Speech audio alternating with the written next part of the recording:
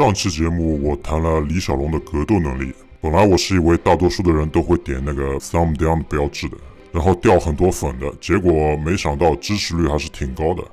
这点我真的是没有想到。关于李小龙的家族背景，其实我本来是想在上一期里面带过的，不过因为篇幅有点长，所以我决定还是单独开一期。我估计很多人都不知道李小龙来自一个开了挂的家族，其实这也不是什么秘密，不像我以前说的马克思和罗斯柴尔德家族的血缘关系那么的冷门，但是我感觉应该还有很多人不知道。这一切都要从一个名叫施蒂的超级老祖母开始说起。施蒂这个人，他的出生有两种说法，一种说法是他是崇明人，家里本来是养蚕的，结果后来破产了，他老爸又死了，然后施蒂就被他的叔伯卖到了上海的青楼里面，然后后来又被转卖到了香港。还有另一种说法是说施蒂是广东宝安人，家里面是渔民，因为家里很穷，所以他平时也出来卖身。但不管怎么样，他是个很可怜的孩子，在那个年代他也只是为了能够活下去。后来因为施蒂不甘心一辈子就这样活下去，他就在香港的一个洋行里面找到了一份工作，在那里他认识了一个名字叫 Moses Bosman 的男人。这个人是出生在荷兰鹿特丹的犹太人，家里面是卖肉的，是真的卖肉，不是那种卖肉啊！你们这帮不纯洁的人不要想歪了。后来 Moses 就跑到香港发展，想在那里找机会发财，然后他取了个中文名字叫何世文。1860年的时候，施蒂和何世文两个人开始同居，后来他们两个生了4个儿子和1个女儿，两个人一共同居了14年，一直到1874年。当时何世文就觉得自己留在香港好像没什么前途，然后他就果断的抛弃妻子，就去了英国。其实这种情况在以前是很多的，很普遍的。很多欧美男人到亚洲混，然后临时弄个女的玩玩，甚至生了孩子。不过他们的女人孩子，他们都是可以随时抛弃的啊，只不过是临时的啊。比如香港演员黄秋生和他的妈妈就是另一个例子。他们一般是不会真心去爱上华人女子的，他们之间的关系基本上都是包养的关系，是一种可以随时结束的交易，说穿了就是各取所需。所以那些生下孩子被抛弃后崩溃的华人女子，其实很多时候只是他们自己没有看清楚状况而已。当时施蒂他一下子就傻了，他自己一个女人带着4个孩子，你妈这日子还怎么过啊？但是没办法，还是要过下去。后来28岁的施蒂他带着4个孩子嫁给了一个名字叫郭信贤的富商。施蒂他拖着4个孩子还能找到下家，这说明施蒂在年轻的时候姿色还是不错的。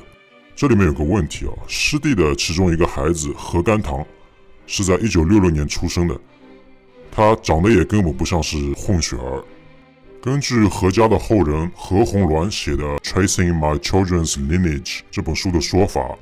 何甘棠是施蒂和郭信贤生的，那么说明施蒂和郭信贤很早以前就勾搭上了。但是不管何甘棠是不是郭信贤亲生的，那至少说明了在何世文抛弃施蒂的至少8年以前，他就已经被戴了绿帽子。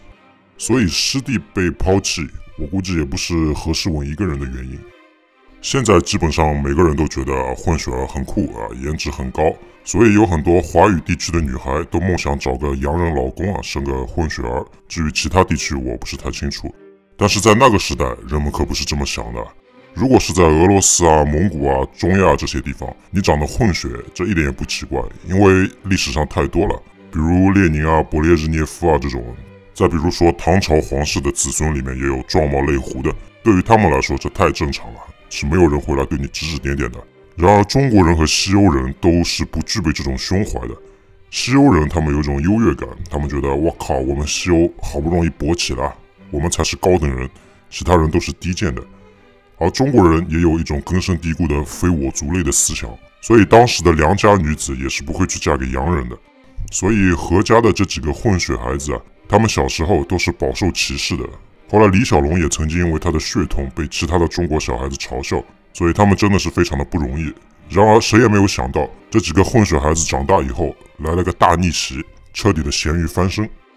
施蒂和何世文他们的大儿子叫何启东，后来真正让何氏家族成为香港4大家族之首的就是这个何启东。他是白手起家，38岁就成了香港首富，在当时的商界和政界都是有很大的影响力的。他也是第一个被允许居住在太平山上的华人。当时的太平山只允许洋人居住，华人是不得入内的。但是讽刺的是，何启通他其实也只是半个华人，而且他长着一张洋人的脸。但是何家开挂的不止他一个，他的弟弟何启福也是当时的华商5大巨头之一。他的另一个弟弟何启家是当官的，他是英国驻南非公务局的局长。而和何启东同父异母的弟弟何甘棠也是个大富豪，他经营煤炭业、糖业还有金融业，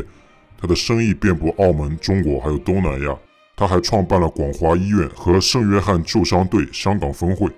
所以英皇乔治五世曾经在1924年和1925年颁给他圣约翰官佐勋章和圣约翰爵士勋章。在那个时候，香港的赛马会是为英国人创办的，华人是根本不允许参加的。但是在1927年，何甘棠他利用自己在香港的影响力拿到了参赛资格。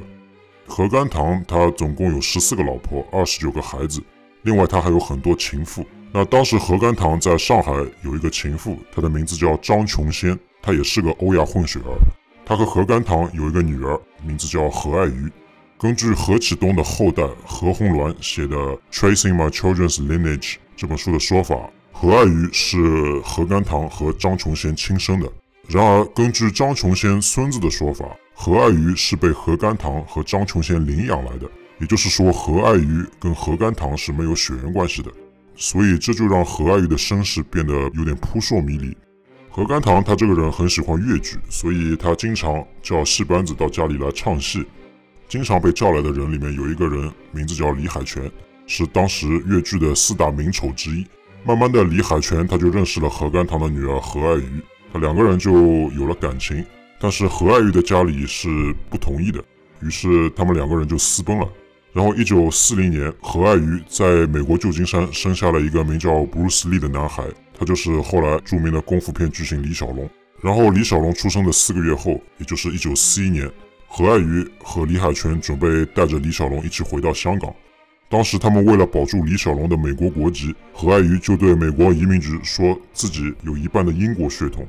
至于是不是真的，还是单纯只是为了保住儿子的美国国籍吹的牛皮，这个就不知道了。李小龙的血统确实是蛮复杂的，从他的爸爸李海泉的脸上来看，他还有明显的马来人血统。所以何爱瑜到底是不是何甘棠亲生的，这点到现在还没有定论。所以李小龙他妈妈这一个支系是没有犹太人成分的，但是李小龙的家族他是有犹太人背景的。然而除了李小龙外，这个家族还有很多很多的精英，比如何启东的第3个儿子何世礼，他是中华民国的陆军2级上将，他还曾经当过张学良的部下，而且他是继何启东之后的香港首富。还有何启东的一个女儿何景姿嫁给了罗文景，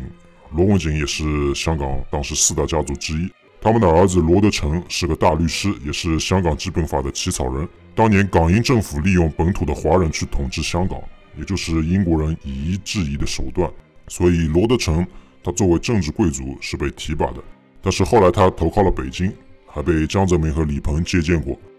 然后何福的儿子何世光，他是香港第一个华人议员，澳门赌王何鸿燊就是他的儿子。何鸿燊还有个妹妹，名字叫何婉琪，她是澳门的第一美女，她有颜值也有头脑。何鸿燊他能成为一代赌王，里面就有他妹妹何婉琪的功劳。但是后来2个人彻底翻脸了，还打了官司。最有意思的是，何婉琪和他的堂哥何鸿章还谈过恋爱，还生下了一个儿子。何鸿章也是个超级富豪，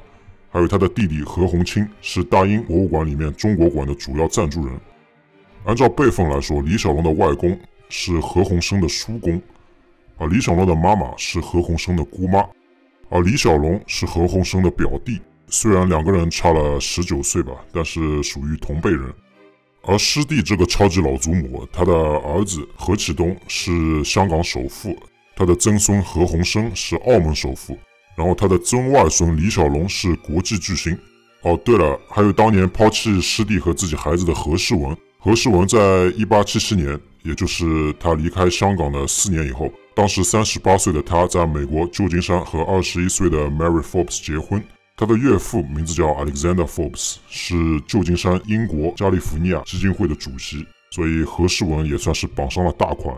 后来何世文和 Mary 生了4个儿子和1个女儿。何世文在1888年入了英国籍，然后1892年他就挂掉了，他只当了4年的英国人。他死的时候是53岁。如果他没有死，再过几年，等他听说了当年被他抛弃的儿子成了一方首富，我估计他也是要当场喷血而死的。